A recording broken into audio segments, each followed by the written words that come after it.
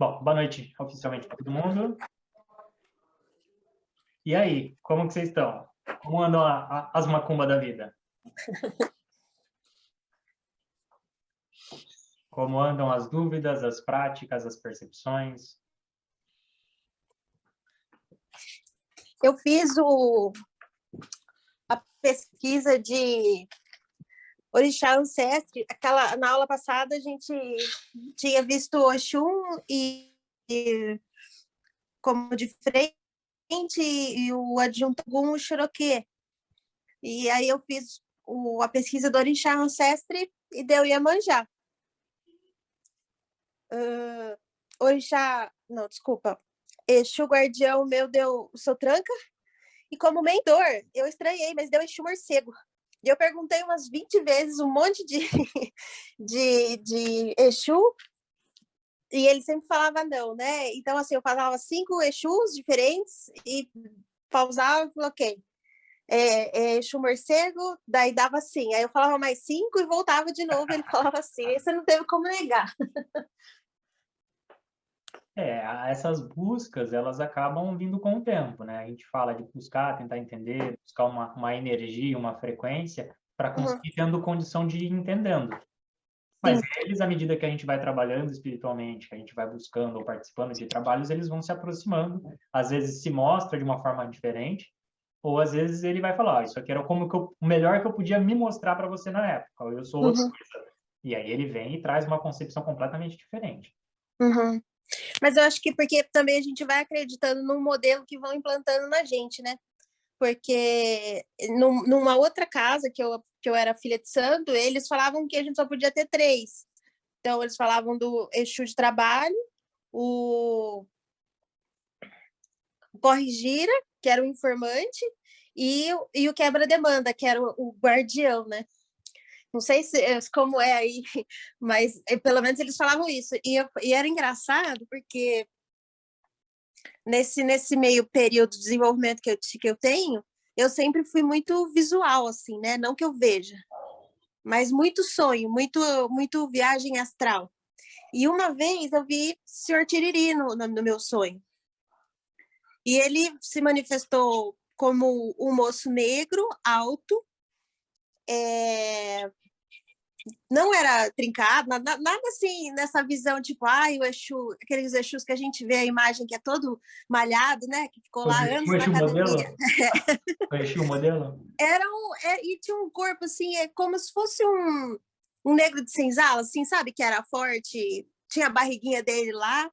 E foi muito engraçado quando eu vi, e falou assim, como é que você sabe que era Tiriri, né? Porque eu acabei não conversando com ele. Pelo contrário, eu me senti intimidada com a presença dele.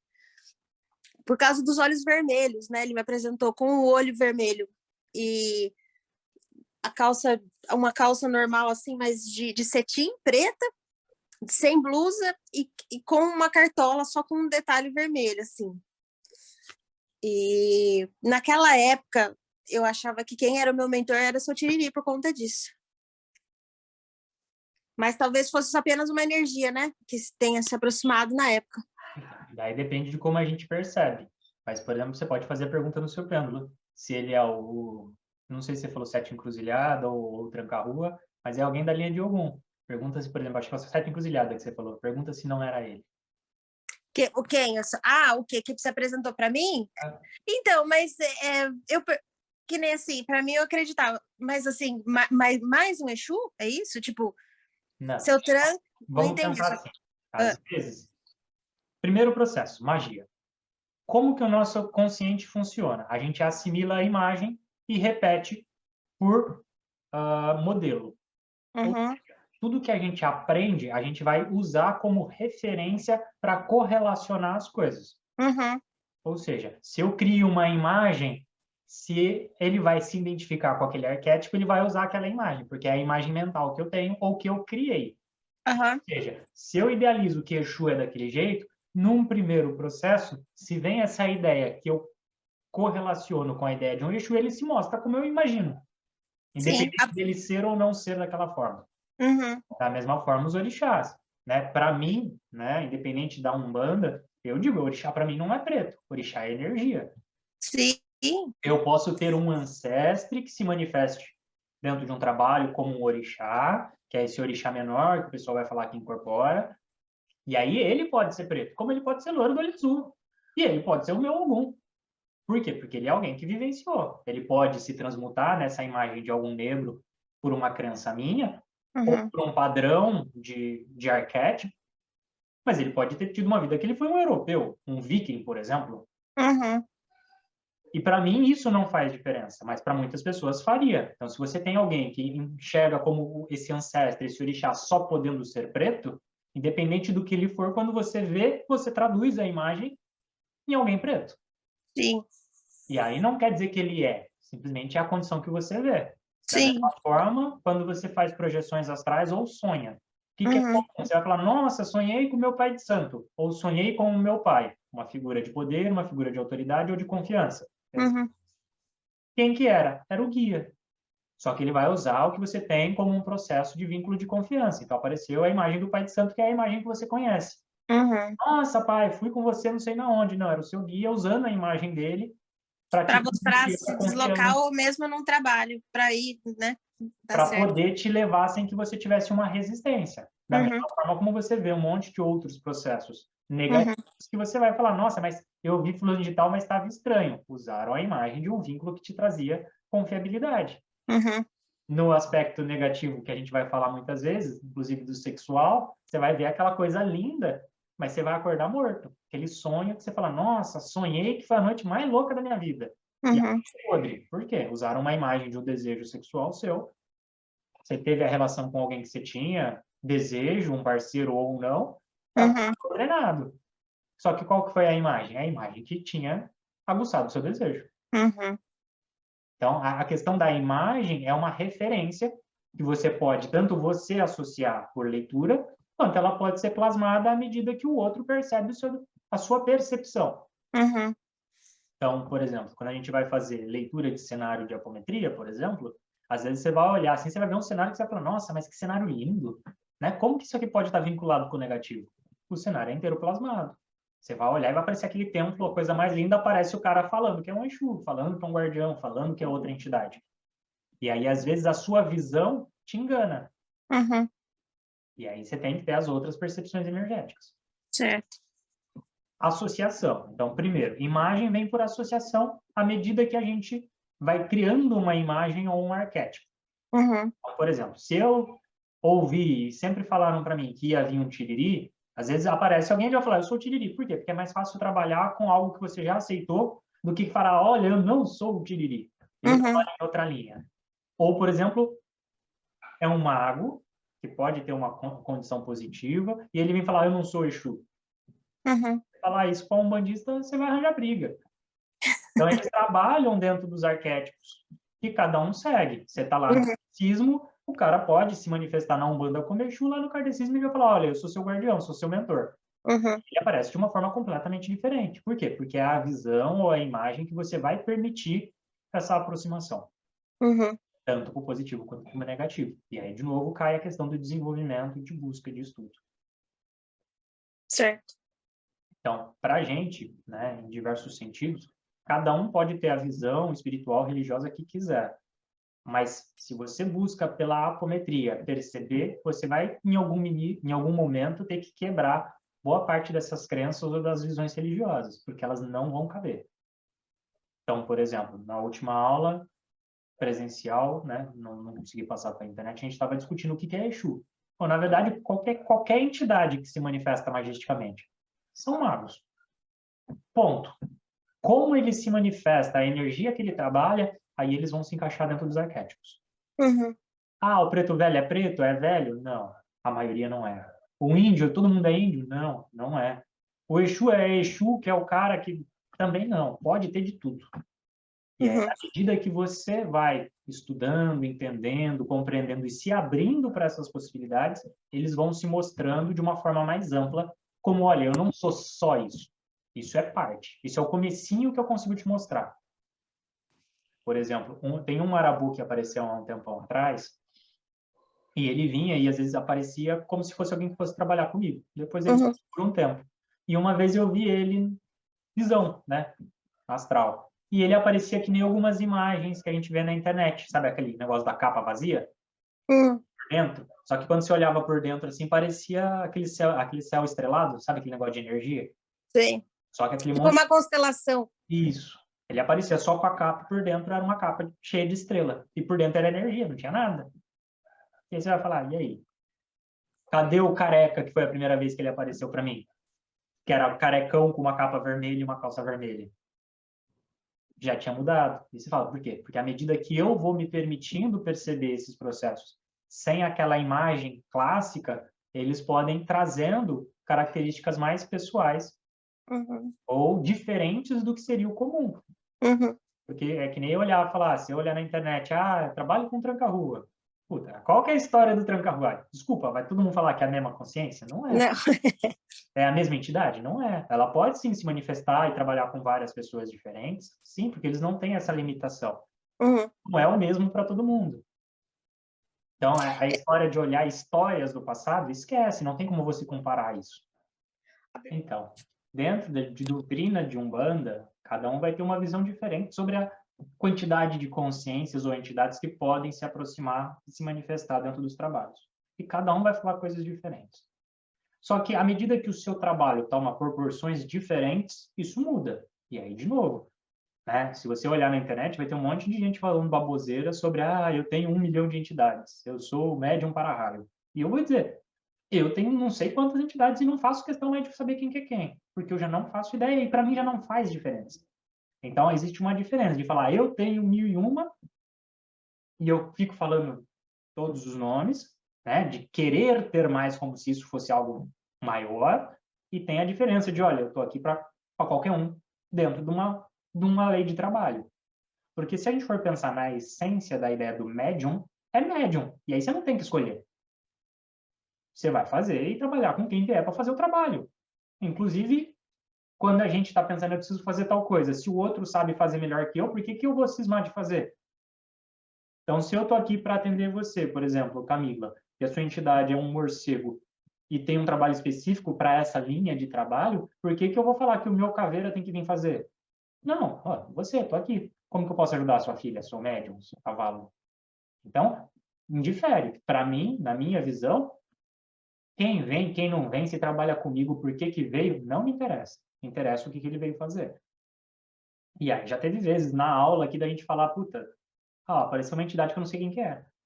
O que que você veio fazer? Eu vim para trabalhar para ajudar ela. Então, tá bom, pode afinizar. Por quê? Porque eu sei que os que trabalham comigo, que eu percebo a energia, também estão do lado.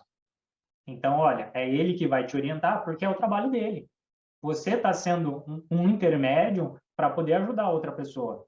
Por mais que eu, sei lá, Tata Caveira, saiba o que possa ser bom para o outro, nada melhor do que alguém que conhece ela mais a fundo para dizer o que é melhor para ela do que a minha entidade. É a mesma forma, quem sou eu para dizer o que é melhor para você? Eu posso ter percepções de coisas que eu já trabalhei em mim. E falar, olha, tal coisa pode ser isso, mas quem vai saber mais a fundo de você é a sua própria alma. Então, quem vem, normalmente, é uma entidade da pessoa, que vai te intuir. Não é o seu que vai buscar o processo dela. É um dela que vem te mostrar o que precisa ser trabalhado. Então, para a gente, dentro do sacerdócio, por exemplo, a gente vai dizer que você é consagrado em todas as linhas de radiação. Ou seja, durante os amacis, as consagrações de cada orixá, é aberto entidades e linhagens de cada uma das linhas. Então, vai aparecer um Exu de Ogum, um Exu de Oxum, um Exu de Iemanjá, um Exu de Obaloaê, um Exu de todas as linhas, uma pombogira de todas as linhas, um caboclo de todas as linhas. Só que eles não vão ter a mesma presença ou proximidade do que a ideia de trabalho.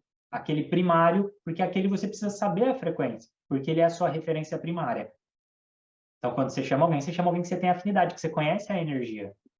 E esses outros, essas linhas que vão sendo abertas, ficam como se fosse na retaguarda, auxiliando o trabalho. Por quê? Porque se você tiver que afinizar com todo mundo, você não vai conseguir o mesmo desempenho.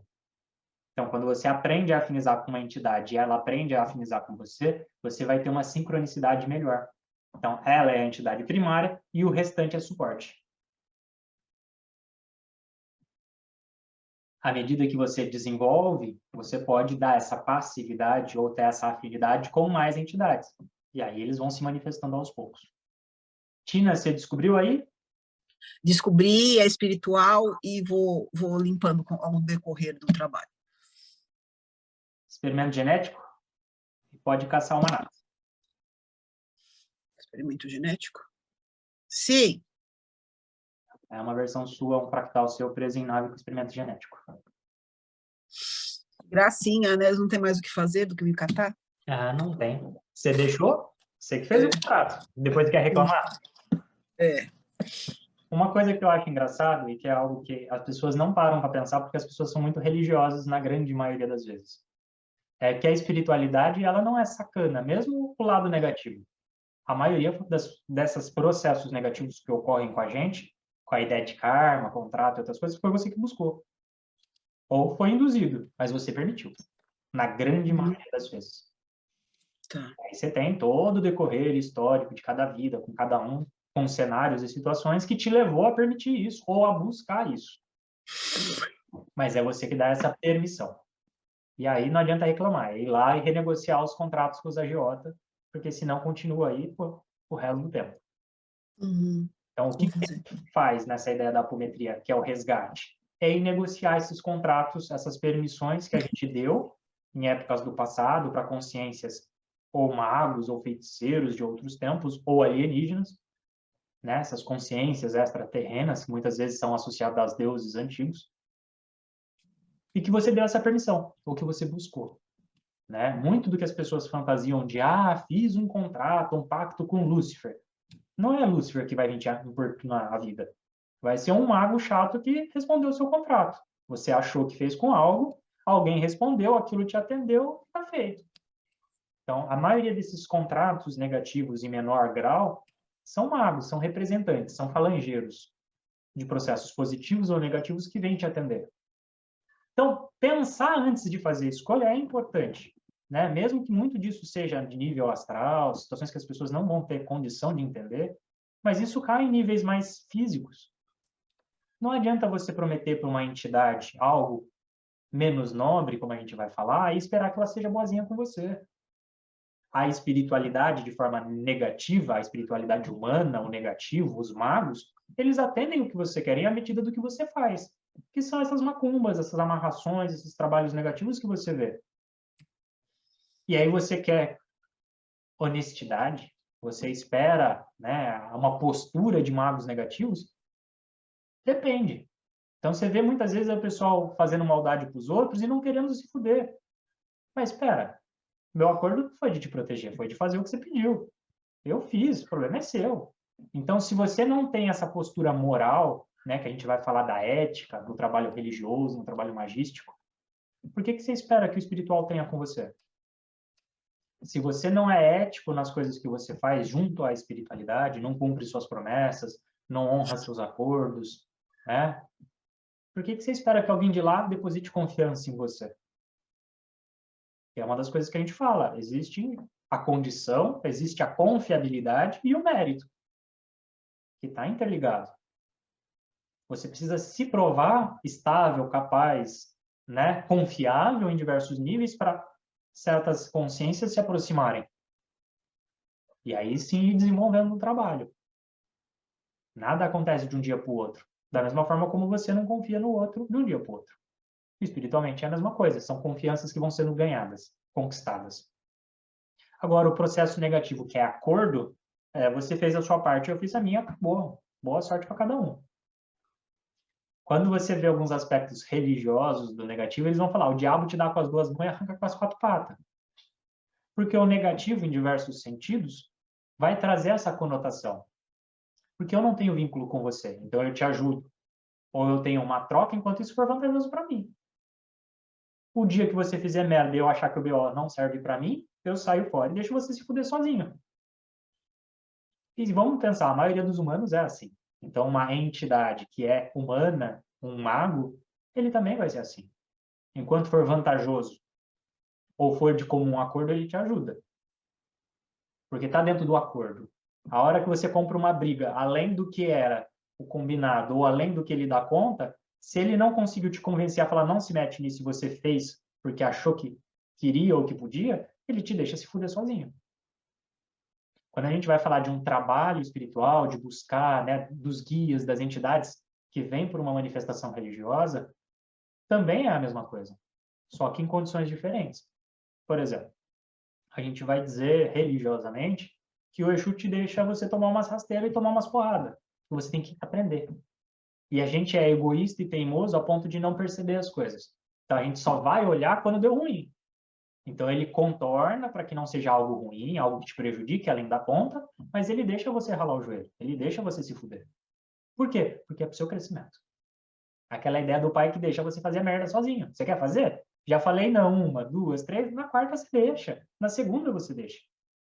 Você olha para não deixar se prejudicar num nível muito aquém, mas você deixa, porque é a experiência que aquela consciência precisa ter. E isso acontece no nível espiritual. Quando a gente vai falar, por exemplo, no curso, de olha, pergunta se você pode fazer, se você pode atender tal pessoa, se você dá conta do BO que está por trás dela, é exatamente isso. Entender a sua limitação. Não é que o espiritual não possa te ajudar, mas você já tem condição de fazer isso? Então, não existe aqui para a gente, como magos, né, essa questão religiosa de, minha entidade é um super-herói. O que vocês vão tomar no cu se vocês fizerem isso. Eu preciso saber a minha limitação, assim como a limitação dele. Cada entidade atua em níveis vibracionais. Então, vamos pensar na ideia de linha, que nem a gente estava falando com os Exus. Dependendo da patente, do grau, do nível evolutivo dessa consciência, ele vai atuar em níveis dimensionais e em trabalhos diferentes. Passou daquela vibração, ele já não tem condição de fazer também. E aí você tem que acessar uma outra consciência. Um outro tipo de trabalho, uma outra linha. Por isso que a gente precisa saber aonde a gente põe a mão. Por isso que a gente precisa entender onde está o problema para a gente saber como resolver. Por isso o desenvolvimento mediúnico. Da mesma forma, eu preciso entender se às vezes o processo que está prejudicando aquela pessoa é muito maior do que a minha condição atual. Um exemplo comum, às vezes é você estar fazendo as limpezas, você já está 3, 10 problemas seu. Aparece mais um, se você perguntar, ele vai falar, não pode. Por quê? Porque você já se desgastou energeticamente até o seu limite. Você não vai ter energia suficiente para tratar mais aquele outro problema. E aí você tem que fazer no dia seguinte. Então, nossos corpos têm limitação, tanto física quanto energética. E aí eu preciso ir percebendo esses limites, que no caso da energia é o nosso ânima. Então, quando você trabalha mediunicamente, espiritualmente, muito intenso, você vai ver que você vai estar moído depois. Aquele sono, aquele negócio, aquele cansaço físico. Às vezes até dores físicas, porque você ficou com desequilíbrio. Quando você faz atendimentos, né? Por exemplo, eu faço atendimento pago. Eu tenho que saber minha limitação e tenho que saber a limitação de quem está sendo atendido. Porque não é porque eu consigo que o corpo da outra pessoa aguenta. Vamos pensar nisso numa relação com a academia. Não é porque eu aguento 50 quilos de cada lado que o outro vai aguentar. Ah, mas ele quer ficar trincado. Sim, mas ele precisa fazer várias sequências até ele adquirir essa condição de desenvolvimento. Se você pega a mesma carga que você aguenta e dá para o outro, ele não aguenta. Espiritualmente é a mesma coisa. Quanto mais tempo você trabalha, se desenvolve, você vai adquirindo condição mental, física, energética. Uma pessoa que está começando não vai ter a mesma condição. Quem vem para receber atendimento, menos ainda. Então, é necessário, às vezes, você perguntar até onde você pode fazer o tratamento. Até onde a pessoa aguenta ter esse campo mediúnico espiritual mexido. Por exemplo, eu sempre digo para quem já fez atendimento comigo, às vezes eu falo, olha, você vai ter dor de barriga, por exemplo. E, tipo, vem claro a questão energética para mim. Para outras pessoas eu vou falar, olha, você tem boa chance de ter muito sono. Então, se der sono, é normal. Tenta descansar, tenta dormir. Por quê? Porque da mesma forma como eu me desgasto para poder trabalhar o campo energético da pessoa, o campo energético dela também vai ter desgaste para poder se reequilibrar. E aí a gente precisa ter a percepção e aprender os nossos limites, assim como perceber o limite da outra pessoa. Faz sentido? São 3 aspectos muito importantes, né, para quem quer atender outras pessoas ou vai tratar outra pessoa.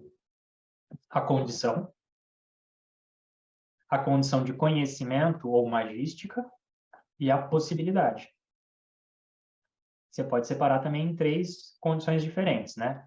Condição energética, condição espiritual e condição de fazer.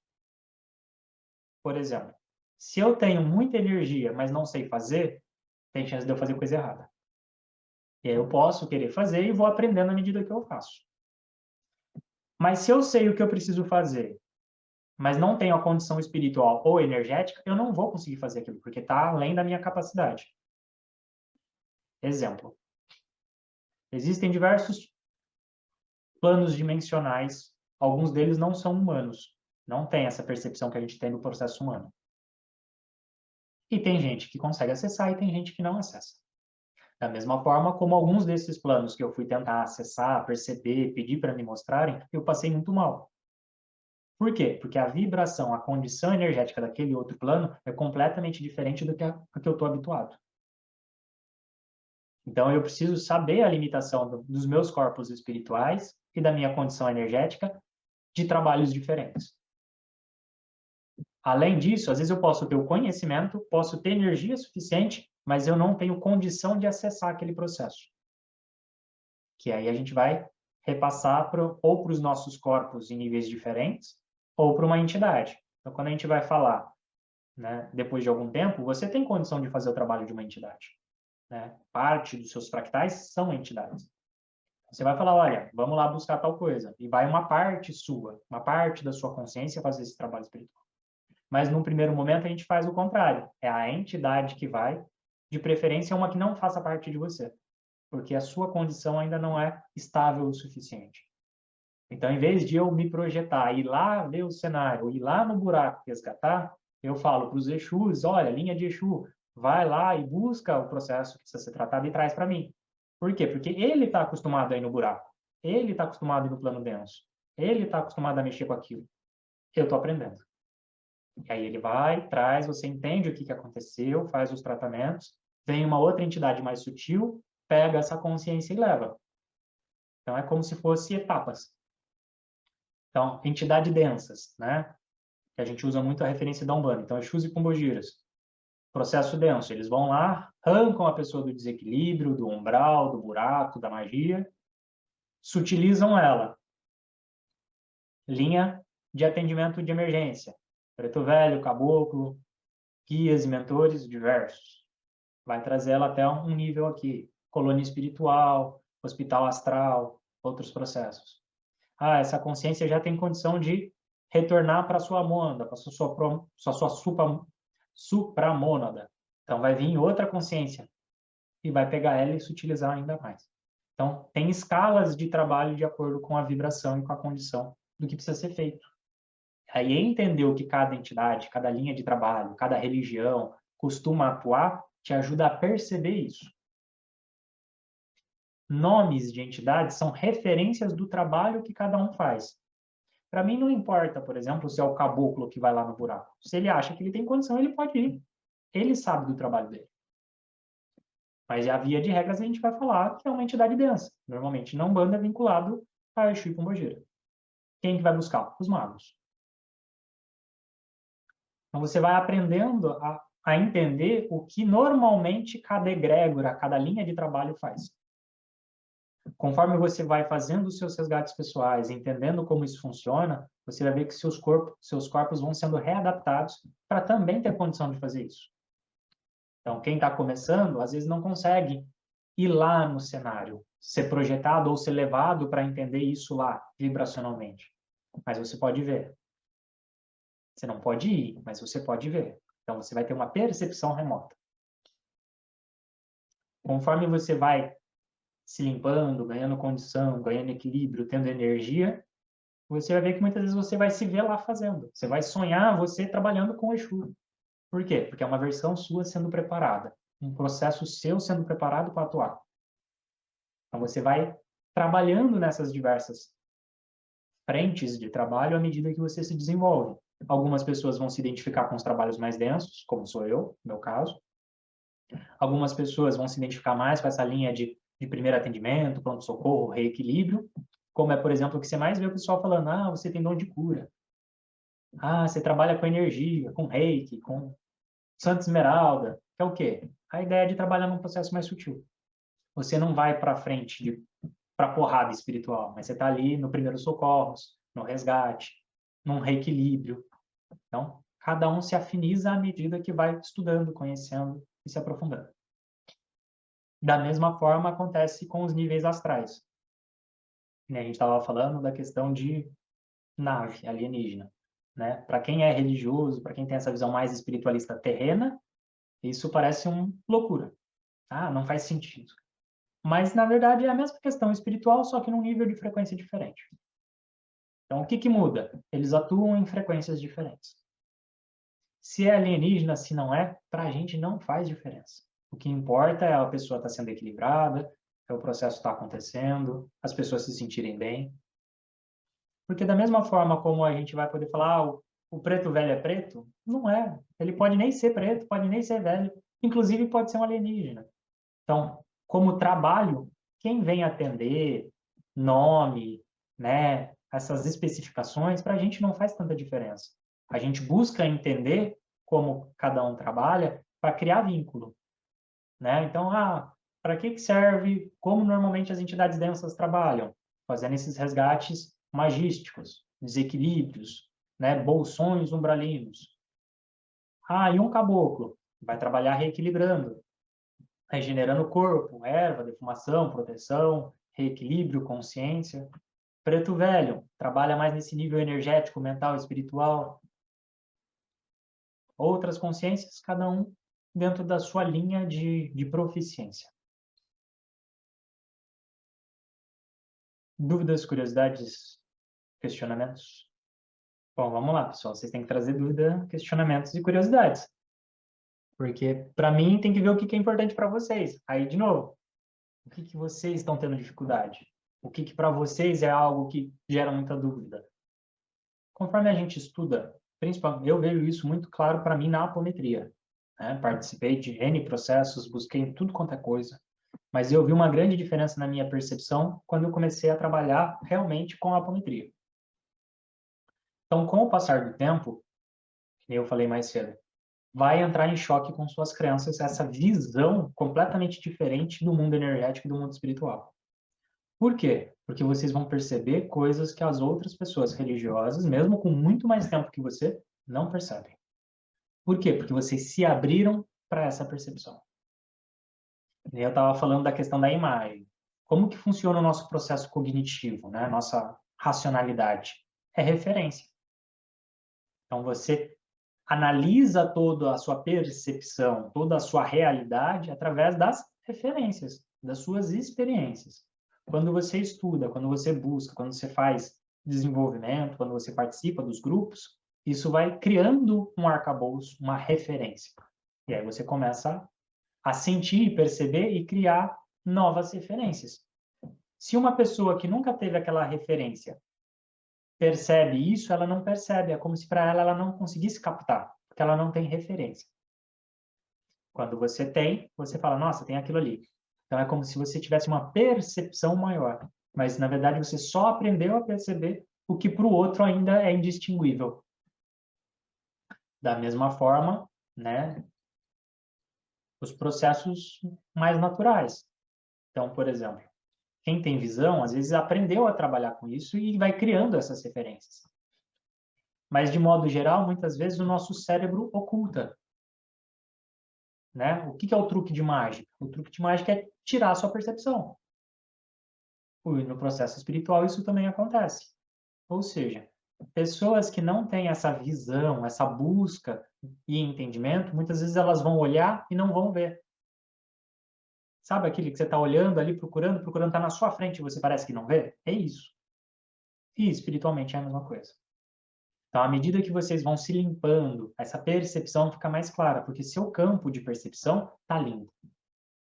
À medida que vocês fazem suas buscas pessoais, seus tratamentos, seus processos, você vai criando essas referências que você vai conseguir usar quando você vai atender o outro. Então, posso dar diversos exemplos. A Tina estava falando, estou aqui com o nariz escorrendo, parece que eu estou gripada. Para mim, rinite, sinusite, era a vida inteira. conforme eu fui buscando e entendendo, às vezes eu entrava no ambiente e eu começava a espirrar. E você falava, nossa, mas que estranho. E às vezes vinha cheiro, vinha como se fosse um cheiro de um negócio sujo. E eu falei, mas tá tudo limpo, da onde é isso? Nhaque espiritual. Quer dizer que é de todo mundo, é isso? Talvez. Não sei, não posso falar pelas outras pessoas. Mas muito da minha vivência é isso. Você começou a espirrar do nada.